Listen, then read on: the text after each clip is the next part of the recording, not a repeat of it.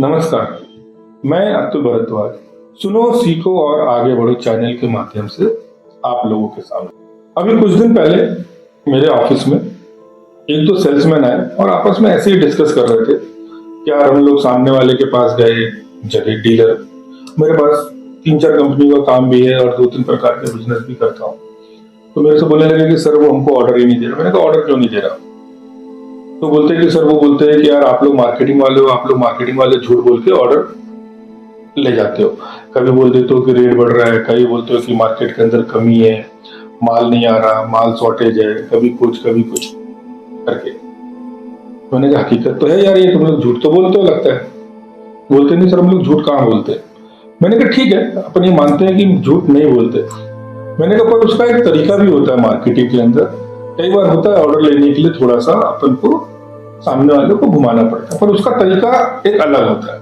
वो तरीका क्या होता है, उससे पहले एक मैं छोटी सी स्टोरी बताता हूँ आपको कि महाभारत का युद्ध चल रहा था और युद्ध के दौरान क्या हो रहा था कि जो पांडव लोग थे थोड़ा सा कमजोर पड़ रहे थे और कौरव लोग थोड़ा सा विजयी हो रहे थे। तो कृष्ण भगवान के दिमाग में आया कि अगर इसी तरीके से युद्ध चला आज पूरे दिन तो कौरवों की हार हो सकती है।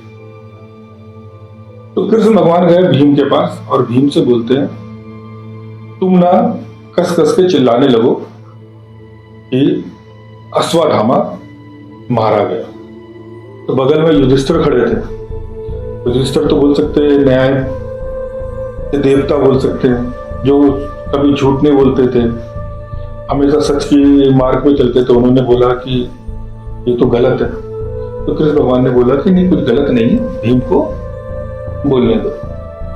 भीम ने कस के चिल्लाया कि अश्वत्थामा मारा गया। जैसे ही उन्होंने ये सब चीजें सुनी कौरवों ने और खास तौर से दुर्योधन ने, तो दुर्योधन एकदम से घबरा गया कि अश्वत्थामा मारा गया। अश्वत्थामा आप लोगों के लिए बताने के लिए बताऊंगा कि जो महाभारत काल था, महाभारत काल में आप भी बोल सकते हैं कि सबसे ज्यादा जो शक्तिशाली आदमी था वो अश्वत्थामा था और उनको अमर का वरदान था, जो आज की डेट में भी जीवित है। जो 7 लोग जीवित है उसमें से अश्वत्थामा भी है।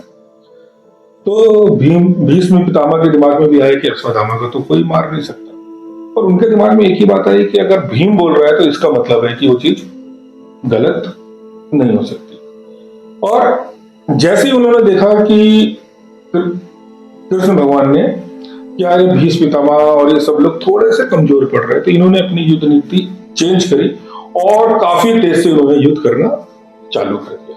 उसके कारण से जो कौरव लोग थे, कौरव लोगों की तरफ से काफी लोग मारे गए, युद्ध समाप्त हो गया। पुराने जमाने में होता था जैसे सूर्य अस्त होगा युद्ध समाप्त हो जाता था। जब युद्ध समाप्त हो गया तो दुर्योधन से रहा नहीं गया। दुर्योधन कृष्ण भगवान के पास जाते हैं और कृष्ण भगवान से बोलते हैं कि हे भगवान, आपके रहते हुए कहते हैं कि युद्ध के अंदर ऐसा छल कपट हो रहा है, झूठ बोला जा रहा है। तो कृष्ण भगवान ने बोला कि कैसा छल कपट हो रहा है? बोलते आप लोगों ने झूठ बोला कि कहते कि अश्वत्थामा मारा गया, और भीम ने कस के बोला कि अश्वत्थामा मारा गया। तो कृष्ण भगवान ने तुरंत जवाब दिया कि नहीं, भीम ने तो झूठ बोला ही नहीं कि अश्वत्थामा मारा गया, तो अश्वत्थामा मारा गया। तो दुर्योधन बोलते मतलब बोलते अश्वत्थामा तो आपके सामने खड़े। बोलते भीम ने ये बोला था कि अश्वत्थामा मारा गया, ये नहीं बोला था कि कौन।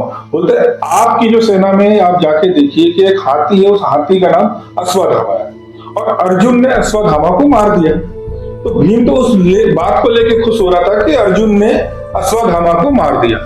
भीम ने एक बार भी नहीं बोला कि मनुष्य मारा गया कि जानवर मारा गया। और आपने हमसे पूछा कि कहते कि अश्वत्थामा कौन है, अगर आपके बगल में है तो है।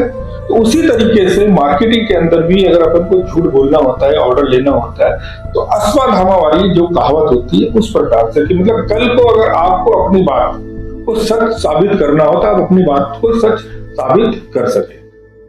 उसी प्रकार से जब आप मार्केटिंग के अंदर इस तरीके से काम करेंगे तो ही आप सक्सेस हो पाएंगे। वरना कहते हैं कि मार्केट के अंदर अगर आपकी एक बार इमेज बन गई कि आप झूठ बोलते हैं तो आपको कभी भी कोई ऑर्डर नहीं देगा। अश्वत्थामा मारा ये कहानी को अपन मार्केटिंग में इस तरीके से कर सकते हैं कि अगर रेट 20 तारीख को बढ़ रहे हैं तो आप ये साबित कर लोगों से बोलना चालू करो कि रेट बढ़ गए, रेट बढ़ गए, रेट बढ़ गए। अगर कल को कोई बोलता है कि भैया रेट बढ़ गए, बोलना भैया 15 तारीख का रेट बढ़ रहे हैं।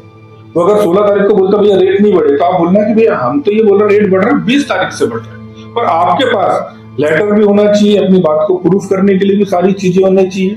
उस कारण से फिर आप अपने बिजनेस को अच्छी तरीके ग्रोथ भी कर सकते हैं। जिस कंपनी में आप काम कर रहे हैं उस कंपनी का टारगेट भी अचीव कर सकते हैं, सारी चीजें कर सकते हैं। पर इसमें मैं आपको ये कहना चाहूंगा, इसमें अपन को झूठ नहीं बोलना है।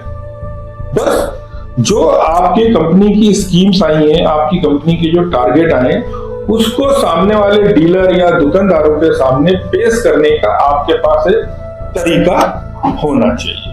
उससे कहते हैं कि आप लोग भी आगे बढ़ेंगे और आपकी कंपनी भी आगे बढ़ेगी। नमस्कार।